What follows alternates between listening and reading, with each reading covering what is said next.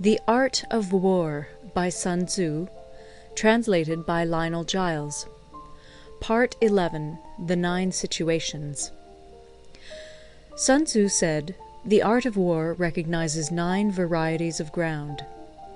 1. Dispersive ground. 2. Facile ground. 3. Contentious ground. 4. Open ground. 5. Ground of intersecting highways. 6. Serious ground. 7. Difficult ground. 8. Hemmed-in ground. 9. Desperate ground. When a chieftain is fighting in his own territory, it is dispersive ground. When he has penetrated into hostile territory, but to no great distance, it is facile ground. Ground the possession of which imports great advantage to either side is contentious ground. Ground on which each side has liberty of movement is open ground. Ground which forms the key to 3 contiguous states, so that he who occupies it first has most of the empire at his command, is a ground of intersecting highways. When an army has penetrated into the heart of a hostile country, leaving a number of fortified cities in its rear, it is serious ground.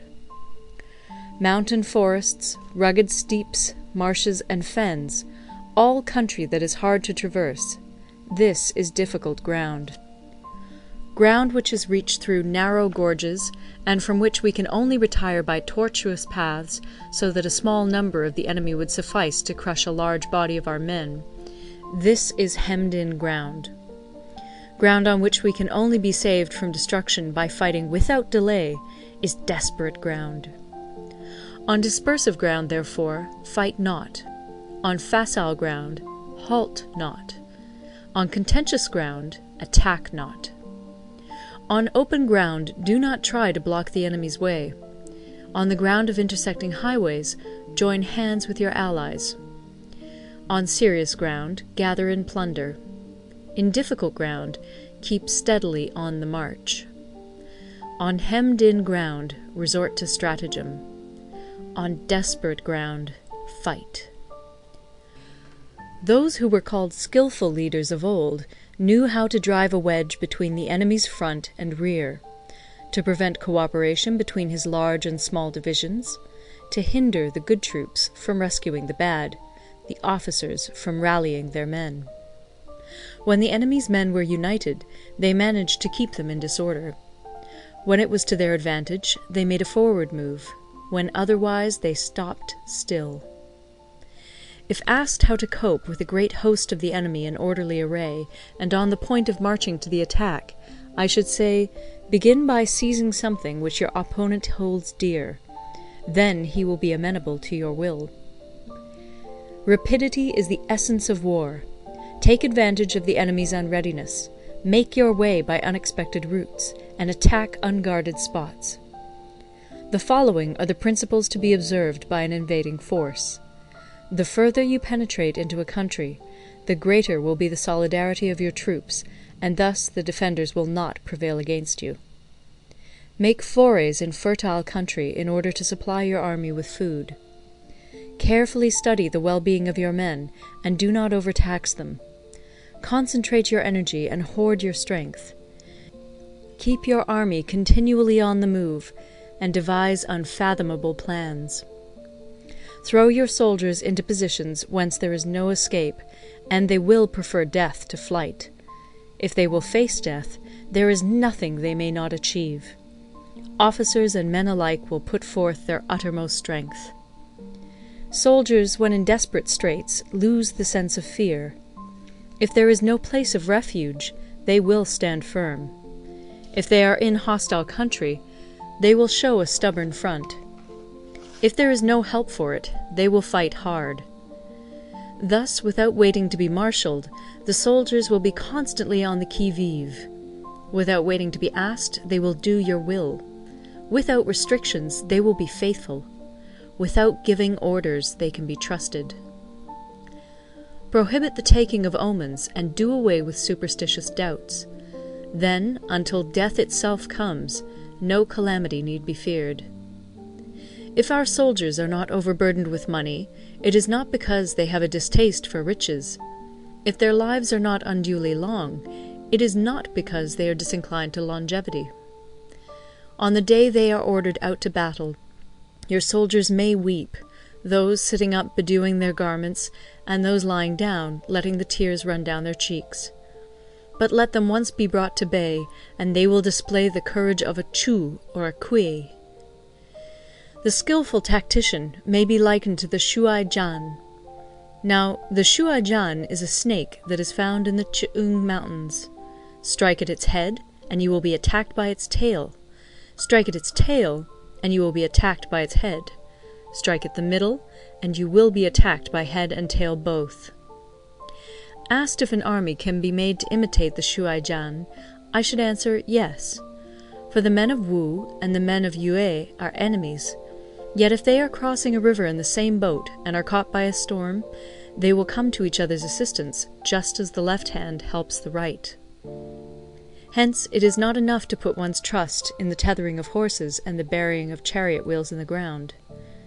The principle on which to manage an army is to set up one standard of courage, which all must reach.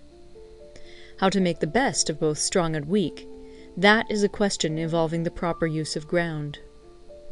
Thus, the skilful general conducts his army just as though he were leading a single man, willy-nilly, by the hand.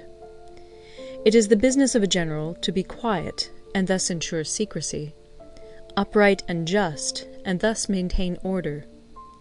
He must be able to mystify his officers and men by false reports and appearances, and thus keep them in total ignorance. By altering his arrangements and changing his plans, he keeps the enemy without definite knowledge. By shifting his camp and taking circuitous routes, he prevents the enemy from anticipating his purpose. At the critical moment, the leader of an army acts like one who has climbed up a height and then kicks away the ladder behind him. He carries his men deep into hostile territory before he shows his hand. He burns his boats and breaks his cooking pots. Like a shepherd driving a flock of sheep, he drives his men this way and that, and nothing knows whither he is going. To muster his host and bring it into danger, this may be termed the business of the general.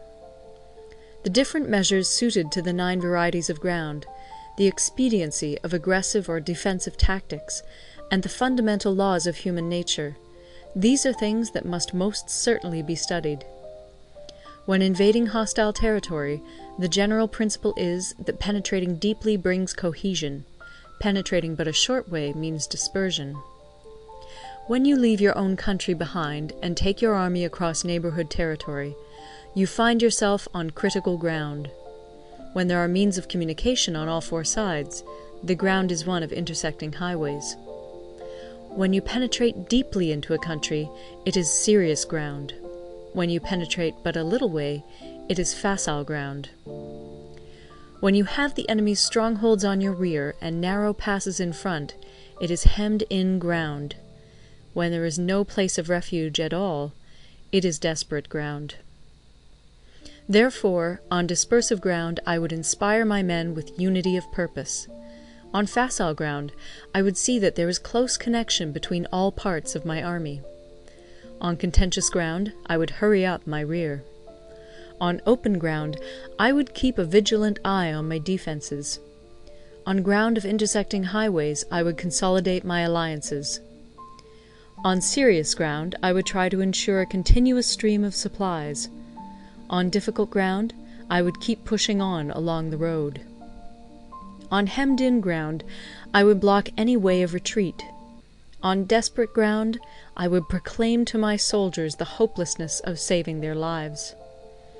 For it is the soldier's disposition to offer an obstinate resistance when surrounded, to fight hard when he cannot help himself, and to obey promptly when he has fallen into danger. We cannot enter into alliance with neighbouring princes until we are acquainted with their designs. We are not fit to lead an army on the march unless we are familiar with the face of the country, its mountains and forests, its pitfalls and precipices, its marshes and swamps. We shall be unable to turn natural advantages to account unless we make use of local guides. To be ignored of any one of the following 4 or 5 principles does not befit a warlike prince. When a warlike prince attacks a powerful state, his generalship shows itself in preventing the concentration of the enemy's forces. He overawes his opponents, and their allies are prevented from joining against him. Hence he does not strive to ally himself with all and sundry, nor does he foster the power of other states. He carries out his own secret designs, keeping his antagonists in awe. Thus he is able to capture their cities and overthrow their kingdoms. Bestow rewards without regard to rule, issue orders without regard to previous arrangements, and you will be able to handle a whole army as though you had to do with but a single man. Confront your soldiers with the deed itself. Never let them know your design. When the outlook is bright, bring it before their eyes, but tell them nothing when the situation is gloomy. Place your army in deadly peril, and it will survive. Plunge it into desperate straits, and it will come off in safety. For it is precisely when a force has fallen into harm's way that it is capable of striking a blow for victory. Success in warfare is gained by carefully accommodating ourselves to the enemy's purpose. By persistently hanging on the enemy's flank, we shall succeed in the long run in killing the commander-in-chief. This is called ability to accomplish a thing by sheer cunning. On the day that you take up your command, block the frontier passes, destroy the official tallies, and stop the passage of all emissaries. Be stern in the council chamber, so that you may control the situation. If the enemy leaves the door open, you must rush in. Forestall your opponent by seizing what he holds dear, and subtly contrive to time his arrival on the ground. Walk in the path defined by rule, and accommodate yourself to the enemy until you can fight a decisive battle. At first, then, exhibit the coyness of a maiden, until the enemy gives you an opening. Afterwards emulate the rapidity of a running hare, and it will be too late for the enemy to oppose you. End of Part 11. Recorded in Toronto, Ontario by Moira Fogarty, October 2006.